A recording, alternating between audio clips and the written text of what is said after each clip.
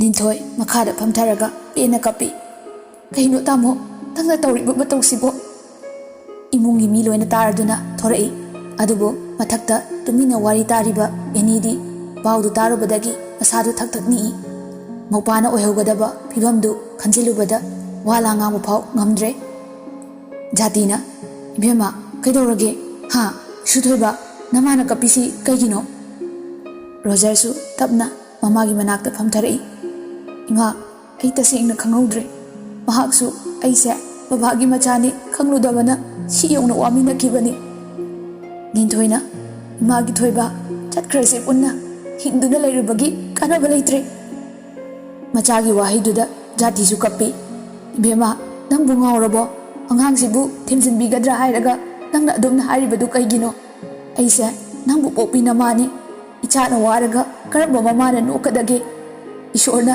thawai ma lawgani harabo ahal oraba ima oina chatkiniye ichaga isuga kalamganiye Ninthoina ima Rogerna ima ai khangba ngamgani ai hingkini ima busu amu hana wahalaro aduga baba busu macha ina paratam bikini Roger adu haram laga mathakta prabam kakhalai machena kappaga lerambadu ubada ini kappaga thoiba kaigino nangna asuma pokthina poklalisibo Roger tamna che mache bu nungsina kauram laga mai kada changkhre jatina ibungo noi hankino isui kada leiminaujo mabukningdo kitang themsinirangkho naudombaga boriska khoibubo marup anidu Roger kada changlai hamungda mamai upsalaga kapliba Roger bo marup aniduna konsinbi eni mathwai chakpe himan kibana mai kada changlai phone du loktholaga tonda call toksili Sunita tapna hello eni yam sauna lamchat nai dabi irang pambi wakal khadawdaba ngihaki irang pabaduna tungi punsida kari orakani nang khamdabra lanjadraba ipwana ngasi thamoi sokna kaplibasa nang pelabra huda nate thori yalaga sijakko nangdi hingduna leirano aina nangbu imanabi khakdana tana pokmina bi chinawgum nungsikibani marup mapanga khaknarami hayu adu warabadi khatnaba yai mapaga koinaramaga machaga amu koinaba haibasa tabada yamna tukachai yamna hangol nangi sumaina iramdamsida amu hana thoktabu oisanu eni adu haraga phone phat kakthali aduga makhol thokna kappi don aina ngasi chaiiba ngangliba se nangbu hantana khanbai nati aigi ipwana nangondagi lumba hele maga kainarabanina marupki nungsibasu khainarasi natradi thoibana nangbu kaidongaidasu khawba ngamlaroye mamo nangna asu yamna gyan tadribasi kaigino nachana thamoi sokna kaplaga mamona pelaba natro Sunita di enigi wahaiduda machabu hat khrasira haibadu yore hospital da chatkhiba thangnabagi nupa macha amada call tawi nupa machaduna hoi indomcha kaka pahalake ko kaka se indomcha ne Rajena mama kaidore Sunita kappaga nakutuna tamchat nai de bina chadu hatuklam laga halo natraga ayuna sikro haibro Rajena mama kaino nang nganglibadubo ha Sunita na moiba mama na haibi indaba machana karibu aphab oidoino madugi lamketlam haibi na chadu aphaba nati migi mapa phau khangaramba gamba na chane hoi mana budi haiki ka henba maridi leina kidi haina adubu ei thajaraktre cha oirabasu magi wahido ei thajaraktre mari leidaramgani soidana Raje mapi irajeli mama masibu icha dangi maral oigadra Sunitana ai khangde moiba mingonda karamna tainaruni icha da tainaba taba natro mahak nupini masada karigi khangdribano fajaribra yengo mapaga khangnaramlaga machaga khangnaba haibasibu daibang kanada chadage chadabi haibasa miyoibana semlabasu matang patam leye adugumba mi singdubuni uktabi haribado nungsine thamoi sine harabasu samasna tukachaba tabada hangoiba thabak tawpa nupi nupadobudi mi oina kaidongaidasu thabiroi ekhoi icha orubana kakachi yai adubu mi gi midingdadi masu uktabi chinglabani Rajena to mama ai taba ngamdre icha ningwal pokluba ekhoi yamna cheksinsi aina toina haikibadu areba tare mi gi mamangda imai se thangat pangam loidori karina phagadage habado yumda tanarasi. Sunitana, ay thamage moiba, ibema Rani hoida chatluge. Rajena, ngaiko mama, thabak ama tawbada taha gano. Lekaina kaigino soidana hanglakhini, ekoi kari khumgani. Sunitana, icha phataba poklubana hingnabagidama lanthiknaba tabani. Aina panaba silage moiba, matam leitre. Afaba midi loina pambani. Nupadu phai khangbanina ataiga haina khradi nachase apunsigi mayum panba khaglaroye. Sunita phone du fat kakthali. Mafi amanbaduga adum Rani hoida lai. Sunitana, Rani leibro. Rani su thorai. Inama kaino aidi college halakta ngairi tariba pausibu karino kakhalo. Sunitana, bema nangna haiba nupaduda icha nupisa thajakhrasi. Ranina, nupi amadi leire adubu nupadugi manaw amalai mana nupidu guli chabini haidana tuknari adai ekhoi achawbana su saure nupibu leirena panghaida haijinganu ichine naw ima ipa kainaroi daba thiuna chaire icha tondi aina khangida yamna phaba angangi ado kaigino mana hu thakli dubo aina haina singnaba laambadugiro.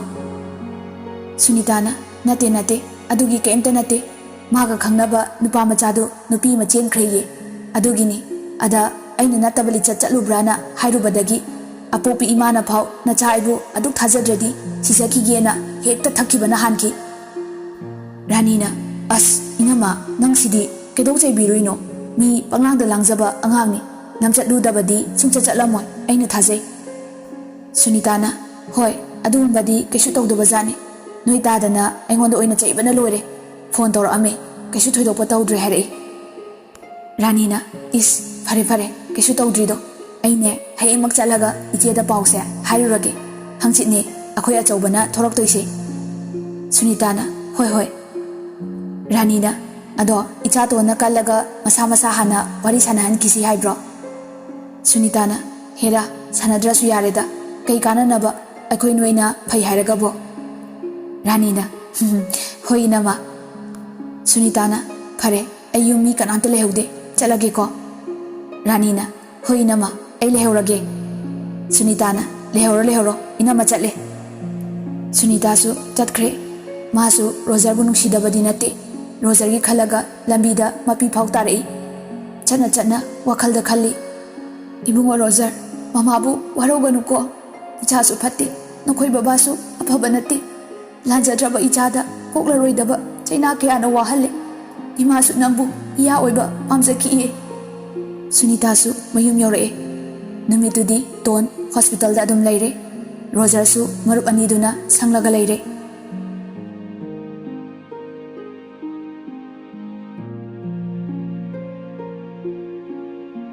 Asumna numinini leiraga ton su hospital gi putharee Jacob su hayeng dangaire thorok tawba. Memsana, Rani nang laira akhoi atombana nupidu sungya yade ko adongba nupiduna yumgi mau already yumsida leiroi haine. Ranina, iche aina laise adugini nahan laki khanbani homda ahal anaba khara yawbaga sangdadana lakdabani phare adombana yade haiba nupidu toklasi aina hana hainaramba nupi machaduga oina honglasi mama sila ami luhongbu yafamdu yarei ada nupi machadu magi hana khangnajaba nupadu nupi atopa chenkrena hu thaktana hospital dai masida putharakpani.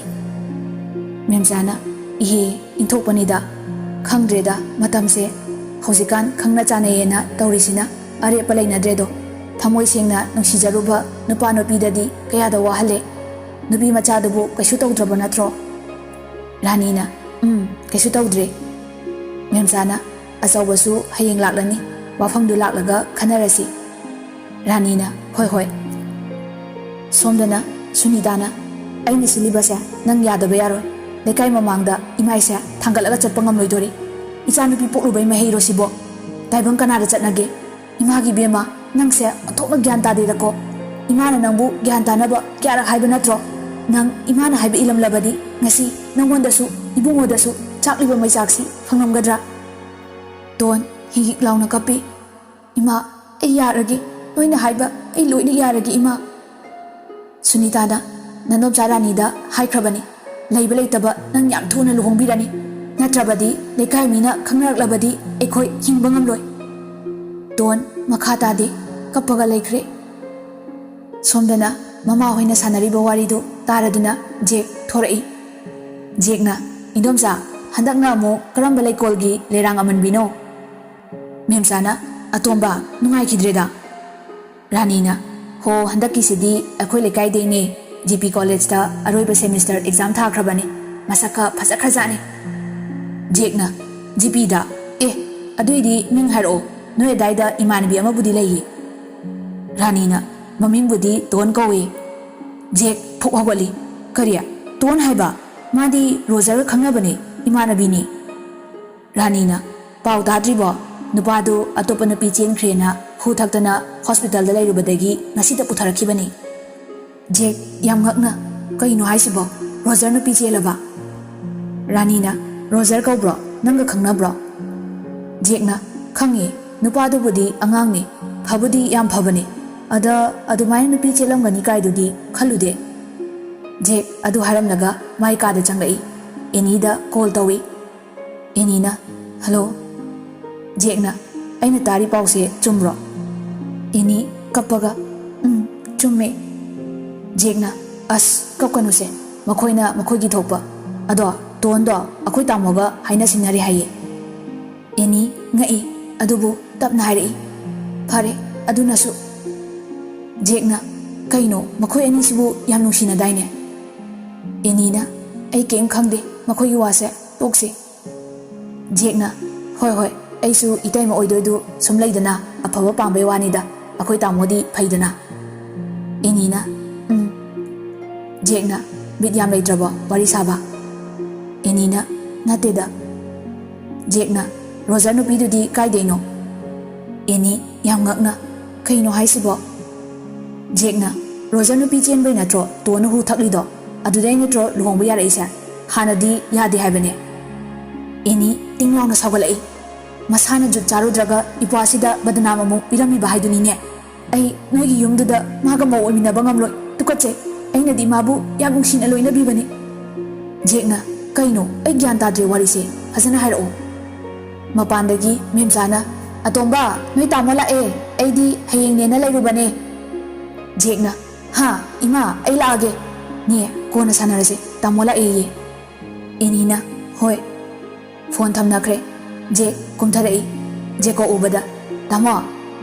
Jekobna exam nungai kibro. Jekna Jekobna master tawkige hairo. Jekna hoi yari ki tamthagige. Jekobna hoida. Ranina adudi luhongbase thujalasi ko. Jacob nomi hoi domsa aisu somda transfer tare. Ranina yam nungai reda. Jekna tamo ngai khoda akhoi anisina haiba nupi se amta yaru khino. Memsana masigi haipa marum se onthokna nungai rodori. Jek sangatna mamada hausik matangni nupi singse noi matamdugi nupi ga manadre. Noina susilaga imungda lairaga kari khangdana ngangino. Memsana ho akhangba oza maiba icha mangaireda khanghairi hai ahalgi matina chapu meli haidu khangdra. Jekna angang matina rocket sai haidudi ima khangbi bro. Jacobna as now ima wana ga halakpasida. Ranina karino khangdi awoiba asoba se yawakta ngari pothase khisanu. Jekna tamo nang haiba nupidusu nupabudi koibane aduna iphabhabane adu oina lawrase. Jacob paini yenglai migi makada ye tobu nupa nate ko. Jekna pele he oiba hausik hongdoiba nupidusu atai kanamta nate enigi mamanabi Ton haibadune. Jacob pisung su toklaga Ton haidi. Jekna as khangdreda kamai taktoino video gi matangdugi angang nupa macha tamona themjinbiba Roger haibado aduga nungsinabane. Roger du nupi chelena pau tabadagi Ton du hu thaeye. Ai nupi nadi badnam pirini hai fazana marol khangdri kon hangage. Ranina is kayadano ai nupi naga haini. Jekna ye domsa ai adu pankibro. Memsana atomba nang pharak yamna phurakanu ko handak matang sida. Jekna phurakani aidi dhamada phurakhini ai nupina mawoi minaba ngamloi hari.